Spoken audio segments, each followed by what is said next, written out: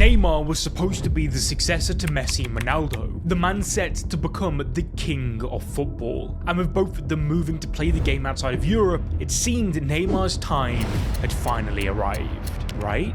Well, the reality is he too was left to play in Saudi Arabia following a €90 million move to al-Hilal. A move that has failed as the club are already looking to replace him in less than a year. So, what went wrong? How did the man with the entire world at his feet end up having people question if he ever lived up to the hype? Well, this is the curse of Neymar, and how he may well be one of football's most unlucky players. To understand how all this came into fruition, we must first rewind to the start of his career. Neymar's time at Santos is a tale of talent, triumph and trickery. The Brazilian football landscape is renowned for producing prodigious talents that capture the hearts of a global audience. I mean, it's why Real Madrid seem to want to sign a prepubescent Brazilian every summer as they hope to discover the next Neymar. In fact, did you know that in 2006, Los Blancos offered the young boy a long-term contract at the club, but Neymar was convinced by Santos to stay in Brazil to continue his development in his home country. After all, he had already cemented his position as possibly the most promising Brazilian talent since Pelé himself. And so Neymar's journey began at Santos in the early 2000s when he continued with the club's youth academy as a promising youngster. As you'd expect from a young Brazilian forward, he was blessed with natural flair, immense dribbling, impeccable ball control and the ability to do things with a football that just simply don't seem possible. Because of his technical ability combined with his knack of putting a smile on the face of those watching, Neymar was naturally compared to another one of Brazil's most exciting players of all time, Ronaldo. And so he made his first team debut for Santos in 2009, aged 17, going on to make history with the club as he helped Santos clinch the Campeonato Paulista title in 2010, ending an almost 3-decade-long drought for the club. This was only the beginning though, as in 2011 Neymar played a pivotal role in leading the club to its greatest triumph in what felt like forever, the Copa Libertadores. To put into perspective how talented Neymar was, he had already become a household name around Europe. Even now, in the world of social media, most South American talents remain as a hidden gem until they complete their inevitable European move. Neymar was different though, as in 2011 he went viral around the world after he scored what even to this day is one of the most insane goals that I have ever seen, which rightfully won him the Puskas Award. What made the goal even more symbolic was that it was scored against Ronaldinho's Flamengo. It truly did feel like in that moment a torch had been passed down, as like I mentioned, Neymar's time at Santos was destined to be temporary. In 2013 he made the move to European giants Barcelona for €57 million. However, an investigation into potential fraud a few years later found that the actual price was closer to that of €83 million, which despite being an outrageous amount of money, especially for the time, would be the cheapest transfer Neymar has ever made. His time at Barcelona is a potion of perfection and problems. Whilst it was a trophy and success-studded tenure, it was also the beginning of his curse. Neymar's chapter at the Catalan club stands as a testament to his talent and the impact that he could have on the sport. In an era of the game where each millimetre of movement is carefully crafted on a tactics board off the pitch, Neymar felt like a breath of fresh air with his dazzling trickery and desire to make magic happen on it. And boy was it effective, as Neymar ended up as one of the most iconic and devastating front three of all time. MSN.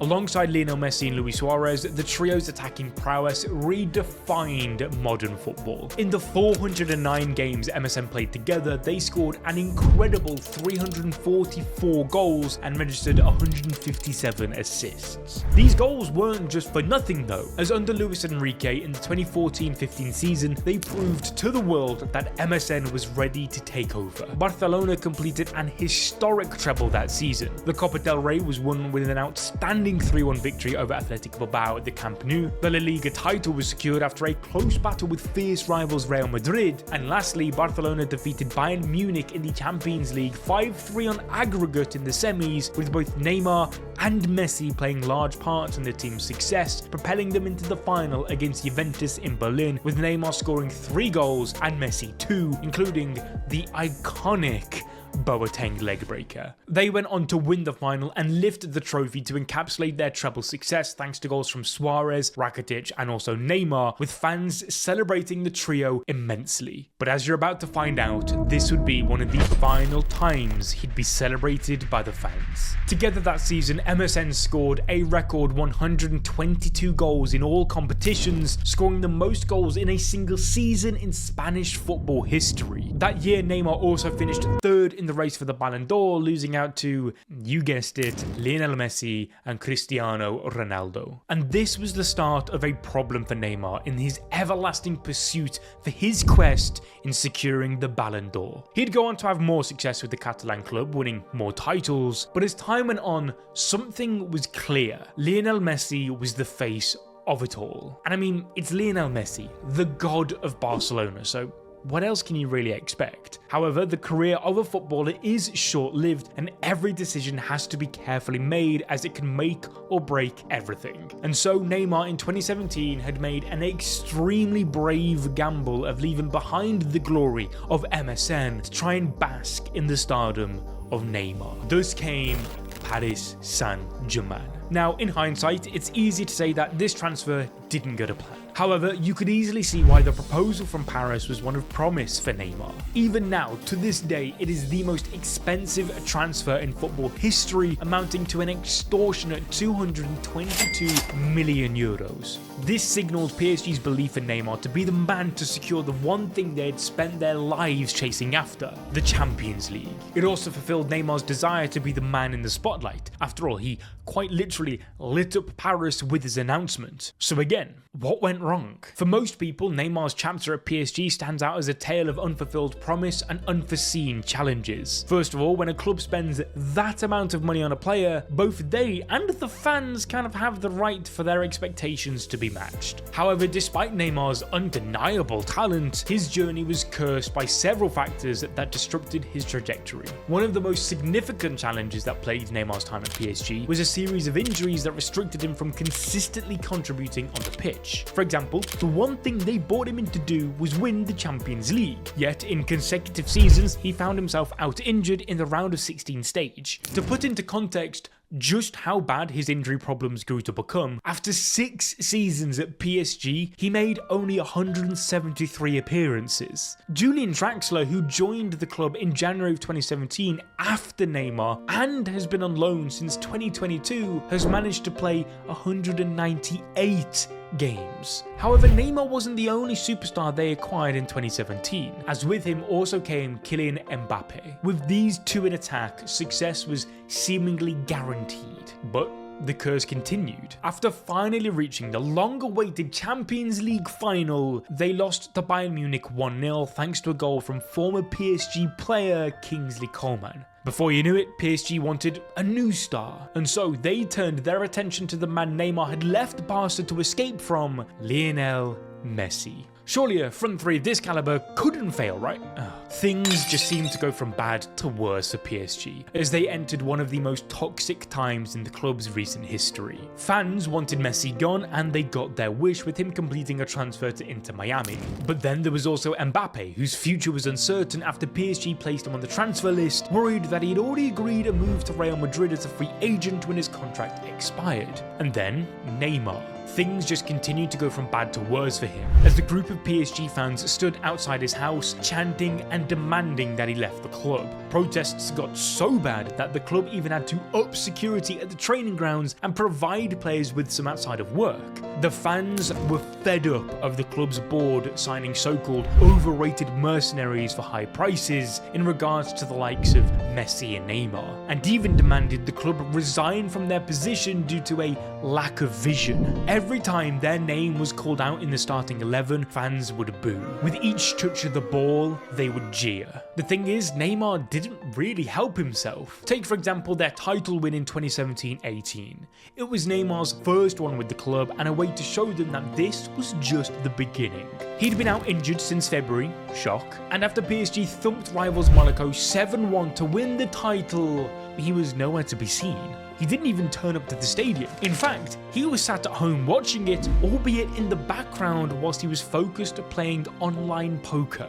Former France international Christophe Dugarry spoke out against Neymar for not taking part in the team's title celebrations, stating, "How could Neymar not be there with his teammates with the title at stake? They've given him the role of leader and he doesn't even want to share in the title win? How is it possible that PSG can accept that? He's spitting on the club and I think it's outrageous." This wasn't the only time though. Even as recent as 2023, he decided he had better things to do than turn up for the title celebration with his teammates. Once again, he was injured, this time since March, but still did not show up for their title-winning game against Strasbourg. This time, rather than sat at home playing poker, he went to the Monaco Grand Prix, and so it was clear that something had to change. The now 31-year-old was still comfortably one of the best players in the world still, and with both Messi and Ronaldo out of the spotlight now, it was his chance to prove himself. Unfortunately, his former club Barcelona was ridden with financial issues that restricted the transfer's possibility.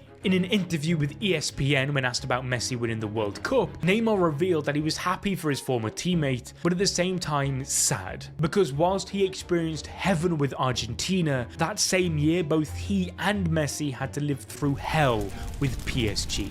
And so, despite being given the chance to be centre stage like he'd always wanted, Neymar left Europe altogether following a 90 million move to al-hilal in the Saudi Pro League. But even that has ended terribly for him, with his time being there a total nightmare. Less than a year into his 2-year deal, Neymar was once again injured. This ruled him out for the rest of the season indefinitely, causing al-Hilal to look into temporarily suspending his registration, having already fulfilled their quota of 8 foreign stars. Thus, by taking Neymar off that list, it opens up a window of opportunity for the club to seek out his replacement. Unfortunately for Neymar, despite proving to the world that he truly was one of the greats, he never got the respect he deserved due to failing to fulfill PSG's dream of Champions League glory, constant injury issues, and probably the most unlucky of them all, the timing of his career. He was stuck between past and future. As soon as Messi and Ronaldo's time came to an end, everybody had already seemingly forgotten about Neymar